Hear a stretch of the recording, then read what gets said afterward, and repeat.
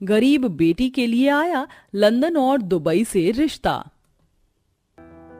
अरे उर्मिला बहन, तुम भी सब्जी लेने के लिए आई हो? मुझे तो लगा कि आज तुम्हारे घर में पनीर बनेगा। तुम्हारी बिटिया को देखने वाले जो आए थे, क्या हुआ? लड़कों वालों को हमारी प्रणाली पसंद तो आई ना? अरे मैं भी क्या पूछ रही हूँ, जरूर पसंद आई होगी। तो बताओ कब की शादी की तारीख तय हुई है? पल्लवी बहन, मैंने इस रिश्ते के लिए मना कर दिया। लेकिन क्यों उर्मिला बहन? लड़का तो सरकारी नौकरी वाला था ना, कोई खोट वोट तो नहीं था उसमें। ऐसा नहीं है, उस लड़के का घर हमारे गांव से 7-8 घंटे की दूरी पर है। मैं अपनी बेटी को इतनी दूर कैसे भेज दूं? मेरा दिल नहीं मानता। भगवान ने ले देकर एक ही तो बेटी दी है, उसे कैसे मैं इतनी दूर भेज सकती हूँ? अच्छा तो ये बात है। वैसे एक बात कहूँ, मेरे पास एक ऐसा रिश्ता है, शादी के बाद आपकी बेटी आपकी नजरों के सामने रहेगी और काफी खुश भी होगी अपने ससुराल में। पल्लवी बहन, तो कहाँ है ऐसा रिश्ता? अब तक छुपा के क्यों रखा था? मुझे जल्दी बताओ। मैं अपने बेटे प्रणव की बात कर रही हूँ। तुम तो जानती हो कि मेरा बेटा कितना सीधा साधा है। हाल फिलहाल में ही शहर में उसकी काफी अच्छी नौकरी लगी है। प्रणाली प्रणव तो बचपन से एक दूसरे के साथ खेलते आए हैं। अगर प्रणाली मेरे घर की बहू बन गई तो तुम्हारी नजरों के सामने रहेगी और मैं उसे अपनी बेटी की तरह रखूंगी। पल्लवी बहन, मेरे दिल में तो कब से यही बात थी, लेकिन कहने से हमेशा डरती थी। अब तो आप बस जल्दी से कल अपने बेटे और भाई साहब को लेकर घर आ जाइए। कल ही शगुन देकर रिश्ता पक्का कर देते हैं। उर्मिला घर आकर सारी बात अपने पति और बेटी को बताती है। अगले दिन पल्लवी अपने पति और बेटे के साथ शगुन का सामान लेकर रिश्ता पक्का करने के लिए प्रणाली के घर पहुंचते हैं कि तभी वहां पंडित जी अपने साथ कुछ लोगों को लेकर आते हैं। पंडित जी, आप यहाँ, और ये आपके साथ लोग कौन हैं? अरे बहन जी, आपने तो कहा था कि आपकी बेटी के लिए एक अच्छा रिश्ता ढूंढ कर लाना है। वही मैं तो दुबई से रिश्ता ढूंढ कर लाया हूँ। इनसे मिलिए। ये मनीषा जी और इनके पति मोहित जी हैं, और ये उनका इकलौता बेटा जय। शादी के बाद आपकी बेटी तो दुबई में रानी बनकर रहेगी। क्या कहा आपने? ये लोग दुबई में हैं? मेरी बेटी का दुबई से रिश्ता आया है। संतोष इतना बोल ही रहा होता है कि तभी प्रणाली के मामा राजेश कुछ लोगों के साथ वहां आते हैं। राजेश मामा जी, आप यहाँ? अरे कैसी है मेरी गुड़िया रानी? ये देख बहन, अपनी प्रणाली के लिए कितना बढ़िया रिश्ता लेकर आया हूँ। ये एकता जी और इनके पति सुनील जी हैं, और इनका ये बेटा लकी। पता है ये लोग लंदन से आए हैं। तुम्हारी बेटी की किस्मत अच्छी है कि लंदन से इसके लिए रिश्ता आया है। ये क्या हो रहा है पंडित जी? मेरी बेटी के लिए दुबई से रिश्ता लेकर आए और भैया आप लंदन से? अरे क्या कहा तुमने? दुबई से? अरे लंदन वाले रिश्ते के सामने तो दुबई वाला रिश्ता कुछ भी नहीं है। भाई साहब, ऐसे कैसे बोल रहे हो? कभी दुबई की शक्ल भी देखी है? आए बड़े। अरे अरे बस करिए आप लोग, पहले इन लोगों को बैठने तो दीजिए।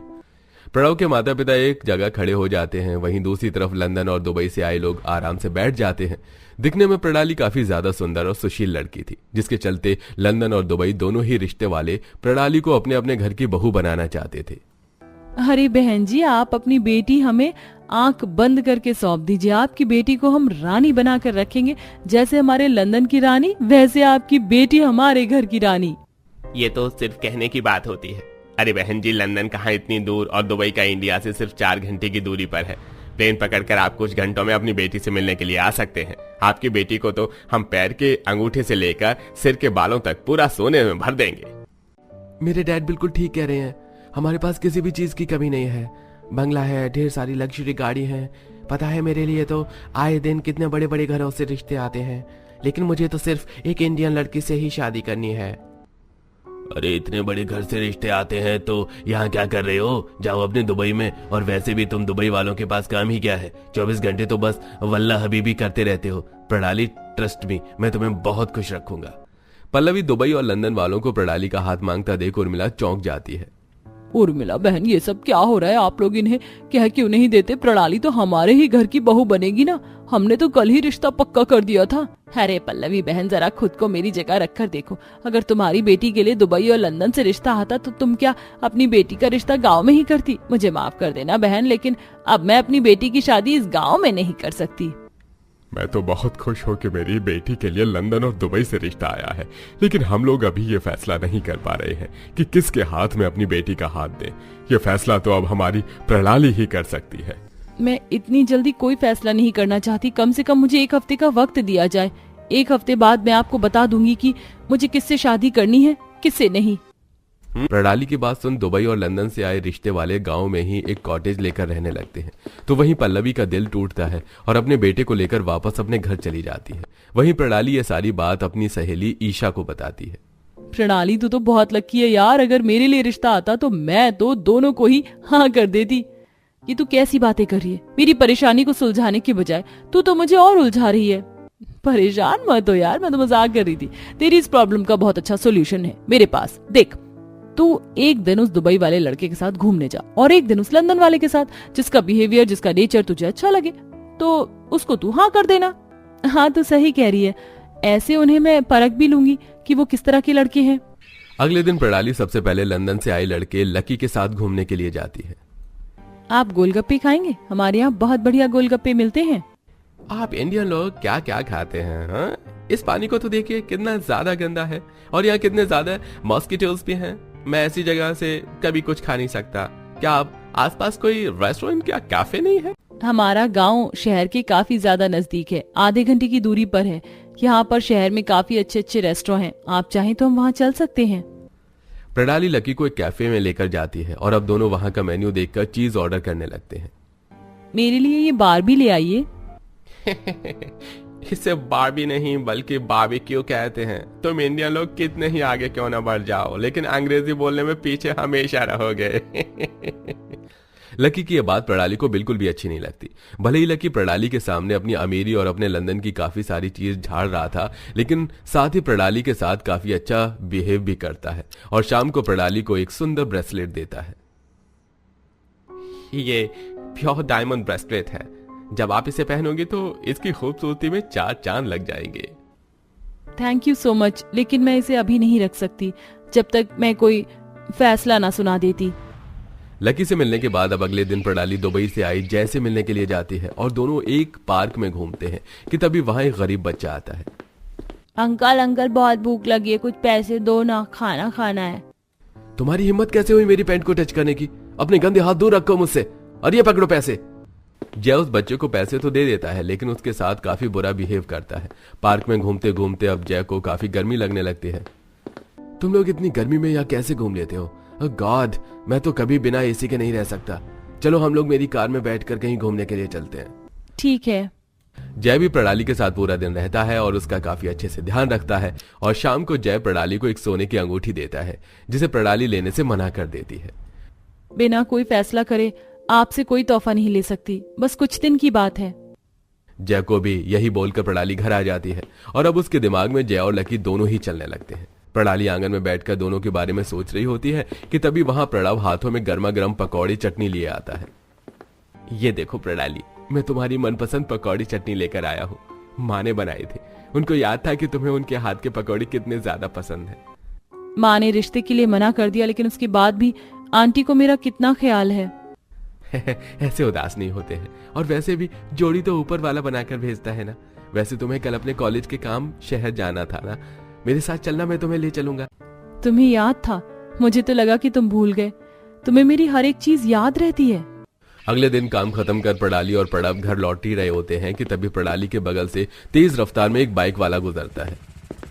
इन बाइक वालों को पता नहीं आजकल क्या हो गया है, हाथ में बाइक आते ही अपने को हीरो समझने लगते हैं। प्रणाली तुम ठीक तो हो ना? प्रणव बचपन से प्रणाली का काफी अच्छा दोस्त रहा था और उसे हमेशा उसका काफी ख्याल रखता था। ऐसे ही 4 दिन गुजर जाते हैं और आज प्रणाली के घर प्रणव, पंडित जी, उसके मामा और दोनों दुबई और लंदन वाले रिश्ते आते हैं। तो प्रणाली बेटा, क्या सोचा है तुमने लंदन वालों को हाँ बोलना है या दुबई वालों को?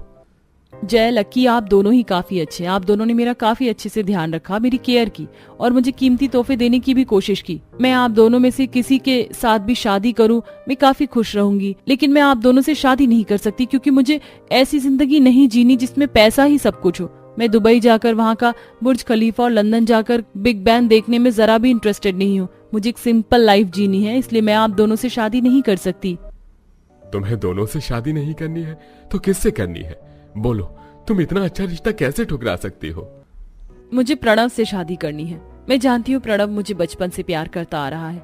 माँ के मना करने के बावजूद भी प्रणव और उसका परिवार का रवैया हमारे लिए बिल्कुल नहीं बदला। इन दोनों से शादी करने के बाद मुझे ढेर सारा सोना, चांदी, हीरे, पैसे मिलेंगे, लेकिन जो प्यार मुझे प्रणव करता है वो प्यार इन दोनों में से कोई नहीं दे पाएगा। प्रणव, क्या तुम मुझसे शादी करना चाहते हो? प्रणाली, तुम ये क्या कह रही हो? मैं तो बचपन से तुमसे शादी करना चाहता था। प्रणाली, मैं तुमसे बहुत प्यार करता हूँ। हाँ, मेरे पास इन दोनों की तरह ढेर सारा सोना चांदी हीरा पैसा नहीं होगा, लेकिन मैं तुम्हें इस दुनिया की हर खुशी देने की पूरी कोशिश करूंगा। प्रणाली का जवाब सुन दुबई और लंदन वाले वहां से चले जाते हैं। वहीं राजेश और पंडित भी उनके साथ ही निकल जाते हैं। प्रणाली के माता पिता को प्रणाली के इस फैसले की काफी कदर होती है और अब वो भी इस रिश्ते के लिए हाँ कर देते हैं। कुछ ही महीनों में प्रणाली और प्रणव की काफी धूमधाम से शादी होती है और आज प्रणाली प्रणव के साथ हंसी खुशी सिंपल सी एक जिंदगी अच्छी वाली जीती है। हे भगवान, सिंचाई कर करके तो अब मेरी कमर दुखी जा रही है, लेकिन चलो अच्छा है जो मेरे खेत की सब्जियां अच्छी हो रही हैं। राम जी आ गए? ये अभी भी डंडे से खाली हाथ ही हिलाते हुए घर के अंदर आ रहे हैं। राम जी क्या हुआ? मैंने तो आपसे कहीं काम को बोला था, क्या कहीं पर भी काम नहीं मिल पाया? तुम्हें जब देखो बस काम की ही लगी रहती है। जाओ, मुझे नहीं देना है तुम्हारी बात का कोई भी जवाब। ये क्या बात हुई? क्यों नहीं देना है आपको मेरी बातों का जवाब? राम जी! पूजा खेत में से चिल्लाती रही, लेकिन राम ने उसकी बात का कोई जवाब नहीं दिया। अंत में पूजा ही घर के अंदर आई और राम से बोलने लगी। राम जी, मैं बाहर से चिल्लाई जा रही थी, लेकिन आपने मेरी बात का कोई जवाब नहीं दिया। मुझे बताइए कि आप काम पर कब से जा रहे हो? आपने बोला था कि आप काम ढूंढोगे, मुझे बताओ कि आपने कहीं काम की बात की या नहीं? पूजा, तुम हमेशा मेरा पीछा क्यों घेरती रहती हो? हाँ, नहीं की मैंने काम की बात कहीं भी। आप समझते क्यों नहीं हो राम जी? क्यों आपकी देह से ये निकम्मापन नहीं निकलता है? हम सिर्फ 2 पति पत्नी नहीं गुजारा चलाने को, हमारे साथ साथ माँ जी, बाबू जी, दीदी और बच्चों का भी साथ है। मैं अकेले ही खेती करके सब्जियां बेच के सभी का खर्चा चलाती हूँ, लेकिन मैं अकेले ही ये सब नहीं कर सकती हूँ। तुम मत करो, कौन कहता है करो? जो हमारे नसीब का होगा हम तक खुद ही चलकर आ जाएगा। राम ऐसे बोलकर अपने कमरे में जाकर लेट गया। पूजा राम को देखती रह गई। पूजा एक गरीब औरत थी जो अपने ससुराल के परिवार के साथ रहती थी। उसके घर में उसकी एक ननद थी जिसकी शादी में कुछ दिक्कतों की वजह से वो अपने मायके में ही आ बसी थी। ननद की एक बेटी थी, सास थी, ससुर, पति और एक बेटी पूजा भी थी। इतने लोगों का पेट अकेली पूजा सब्जी उगा उगा कर और बेच बेच कर भर रही थी। अगले दिन, चलो भगवान का शुक्र है आज भी वक्त से ही आंख खुल गई। अब जल्दी से जाकर खेत से सब्जियां काट लेती हूँ। पूजा बेहद ही मेहनती औरत थी। आंख खुलते ही उसने पहला काम खेत से सब्जियां लाने का किया। वो खेत में गई और ठेले पर बेचने को अपने खेत की सब्जियां लेने लगी। हे भगवान, सब्जियां भी अब तो खेत में से खत्म होती जा रही हैं। एक तो इतनी छोटी सी जमीन है, एक बार फसल अगर कट जाए तो आसानी से आती ही नहीं। चलो आज तो थोड़े आलू और थोड़े से टमाटर बेचने को निकल जाती हूँ। पूजा ने ऐसे बोलकर अपने खेत से सब्जियां तोड़ी। जहां एक तरफ घर की बहू होकर पूजा इतनी मेहनत करती थी, वहीं दूसरी तरफ उसका पति।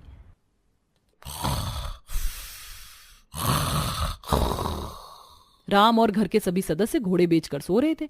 ऐसे में अकेले ही पूजा ने फसल काट ली और लगभग 6:30 बजे के करीब वो उसे बेचने को निकल गई। पूजा रेडी पर सब्जी बेचती थी। आलू ले लो, टमाटर, मिर्ची, बैंगन ले लो, हरी धनिया भी है। पूजा ऐसे ही सब्जी बेचने लगी। उसकी आवाज सुनकर मोहल्ले की औरतें उसके पास आने लगी। अरे पूजा बहन, आज क्या क्या सब्जी लेकर आई हो? बहना, आलू और बैंगन है, ले जाओ। बैंगन का भरता बना लेना या आलू बैंगन की सब्जी बना लेना, सब कुछ बड़ा ही अच्छा बनेगा। मेरे खेत के ताजे ताजे आलू बैंगन है। लाओ बहन, मुझे तो तुम बैंगन का भरता बनाने को 1 किलो बैंगन दे दो और हाँ, हरी मिर्च डालना मत भूलना। मुझे आलू बैंगन और दोनों दे देना। सभी औरतों ने ऐसे ही पूजा से सब्जी खरीदी। पूजा घर घर गली मोहल्लों में घूमी और सुबह 6 बजे की निकली हुई पूजा 10 बजे जाकर अपने घर में घुसी। मैं घर आ गई। माँ, मुझे भूख लग रही है, जल्दी से नाश्ता बना कर दो ना। राम जी, आप आज भी अब 10 बजे सोकर उठ रहे हो? हाँ, क्यों? राम जी, मैं सब्जी भी बेच आई हूँ और आप अब सोकर उठ रहे हो। आप समझते क्यों नहीं हो कि हमारे घर में आपको काम करने की बहुत जरूरत है? आप शहर चले जाओ, शहर में कितने काम हैं। पूजा, तुम्हारी दिक्कत क्या है? मैं क्या चैन से सांस लेता हुआ तुम्हें बुरा लगता हूँ? राम, बहू ने क्या गलत बोल दिया जो तू उस पर ऐसे चढ़ता हुआ आ रहा है? बोल, ठीक ही तो कह रही है बहू। तू शहर जाकर कोई काम करने लग। हाँ राम, वैसे भी अब तू कोई छोटा सा बच्चा नहीं रहा जो तू नल्ला घूमे। अब तेरा परिवार है, तेरे ऊपर इन सभी की जिम्मेदारी है। तू मेरी बात को समझ तो रहा है ना? पूजा भाभी सही बोल रही है, तू शहर जाकर कोई काम कर ले, शहर में बहुत काम है। सभी को अपने ऊपर चढ़ता हुआ सुन राम मजबूर हो गया और वो बोला, अरे अब बस भी कीजिए आप लोग। ठीक है, मैं समझ गया। इस घर में अगर सभी को किसी से सबसे ज्यादा दिक्कत है तो वो मैं हूँ। ठीक है, मैं शहर चला जाऊंगा, आज ही चला जाऊंगा। इसके बाद तो आप सबको मुझसे कोई दिक्कत नहीं रहेगी ना? राम ने जैसा बोला था वैसा ही किया। वो उसी दिन अपने गांव से शहर आने को निकल गया। चलो अच्छा है, कम से कम राम जी काम पर तो गए। सच में भाभी ये राम बड़ा निकम्मा है। अच्छा ही है जो चला गया, अब कम से कम उसमें थोड़ी जिम्मेदारी तो आ जाएगी। पूजा और प्रिया दोनों ऐसे ही खुश होने लगी, लेकिन पूजा ये नहीं जानती थी कि उसने अपने ही हाथों किस बला को दावत दी थी। शहर जाने के बाद राम काम ढूंढने लगा कि तभी उसे एक छोटी सी कंपनी के बारे में पता चला जिसको उसकी साली चलाती थी। ये कंपनी तो राशा की है। अरे वाह, चलो यही काम मांग लेता हूँ। अगर मौके पे चौका लग गया तो नौकरी भी मेरी और साली भी मेरी। राम के मन में चोर था। इसी इरादे से वो अपनी साली की कंपनी में नौकरी मांगने गया, जहां आसानी से उसे जॉब मिल गई। कुछ दिन काम करने के बाद राम ने राशा को फंसाना शुरू कर दिया। अरे साली साहिबा, बुरा ना माने तो क्या आज हम दोनों साथ में मूवी देखने चलें? ओह माफ करना, साली नहीं बॉस। आप मुझे साली भी कह सकते हो जीजू। अच्छा वैसे क्या बोल रहे थे? मूवी? चलिए देखते हैं कोई अच्छी सी ही मूवी। राम ऐसे ही धीरे धीरे कभी मूवी तो कभी डिनर के बहाने राशा को फंसाने की कोशिश कर रहा था। और ऐसे ही चलते चलते वो वक्त भी आ गया जब राम ने राशा को पूरी तरह से अपनी बातों में ले लिया और उससे शादी कर ली। और इस सब के बारे में पूजा को खबर तक नहीं थी। अब राम को शादी किए हुए 1 महीना हो चुका था। पूजा आज सब्जी बेचने को आई हुई थी कि तभी, अरे ये लड़की तो मुझे देखने से राशा लग रही है, लेकिन राशा इतनी सजी धजी क्यों है? ये क्या, राशा के साथ में राम जी हैं? पूजा को दूर राशा और राम दिखाई दिए जो धीरे धीरे उसके पास भी आ गए। पूजा ये देखकर चौंक गई कि उसकी बहन की मांग में उसके पति के नाम का सिंदूर था और अब वो दोनों बहनों से सौतन बन चुकी थी। राम जी, ये सब क्या? कह दीजिए राम जी की ये सब झूठ है। राशा तू मेरी सौतन नहीं हो सकती है ना? हम दोनों तो बहनें हैं। बहनें हैं नहीं, बहनें थी। अब मैं राम जी की पत्नी हूँ, वो पत्नी जो राम जी को बहुत प्यार करती है। राशा ऐसे बोलकर पूजा की साइड से निकल गई। राशा से शादी करके राम को उसका सब कुछ मिल गया था। राम पर अब पैसा था जिसके लिए उसने राशा से शादी की थी। कुछ देर बाद राशा और पूजा दोनों घर पहुंच गई, जहां पर इस बात को लेकर काफी बतंगड़ बना। मुझे तुझसे ये उम्मीद नहीं थी राम, नकारा औलाद। तुझे शहर इसलिए नहीं भेजा था कि तू वहां जाकर ये काम करे। तुझे कमाने के लिए भेजा गया था, लेकिन तूने मेरी नाक कटा दी। अब कान खोलकर सुन ले, मेरी बहू सिर्फ और सिर्फ मेरी पूजा है। इस राशा वाशा को मैं अपनी बहू नहीं मानती। ये इस घर में तो रहेगी, लेकिन इसे मेरी बहू बनाने की उम्मीद मत रखना। राम चिकना खड़ा था, किसी के कुछ भी बोलने पर उस पर असर नहीं हुआ। वहीं दूसरी तरफ राशा भी अपनी बहन के बारे में सोचे बिना उसी छत के नीचे पूजा के साथ रहने लगी। राशा डियर, चलो हम दोनों साथ में कैंडल लाइट डिनर पर चलते हैं, तुम्हें अच्छा लगेगा। राम पूजा के सामने राशा को कभी डिनर पर लेकर जाता तो कभी उसे मूवी दिखाने, जो सब पूजा को बहुत ज्यादा फील होता था। ऐसे ही सिलसिला जारी था, लेकिन अब राम के निकम्मेपन से तंग आकर राशा भी उससे शिकायत करने लगी थी। राम, मैंने आपको कितनी बार कहा है कि कंपनी में जाकर काम देख लिया कीजिए। हमारी रैंक दिन पर दिन गिरने पर ही है। अब तो आप जानते ही हो कि मैं आपकी पत्नी बन चुकी हूँ, तो अब ये सब काम मैं नहीं करूंगी, आपको ही ये सारे काम देखने होंगे। अरे हाँ राशा। क्या राशा? देखो राम, मैं करियर को लेकर बहुत सीरियस हूँ। तुम इतने निकम्मे। क्या है, क्यों दोनों बहनें मुझे हर वक्त निकम्मा निकम्मा बोलती रहती हो? हाँ हूँ मैं ऐसा ही, और यही मेरा नेचर है। अंडरस्टूड? अगर ऐसा है तो फिर उस निकम्मे इंसान के साथ मैं नहीं रह सकती हूँ। मैं कोई भी डिसीजन लेने में ज्यादा वक्त नहीं लगाती हूँ। ठीक है राम, मैं तुम्हें छोड़ती हूँ। राशा की बात सुनकर राम को बड़ा झटका लगा। राशा ने 1 ही मिनट में राम को उसकी कामचोरी की वजह से छोड़ दिया और वो अपने शहर ही आ गई। अब इस घटना के बाद राम को एहसास हुआ कि कौन उसकी हमदर्द पत्नी है जो उसकी इतनी कामचोरी और बड़ी बड़ी गलतियों को नजरअंदाज कर देती है। इस सब के बाद राम ने पूजा से माफी मांगी और फिर कभी काम चोरी ना करने की कसम खाई और पूजा अपने परिवार के साथ खुशी खुशी रहने लगी।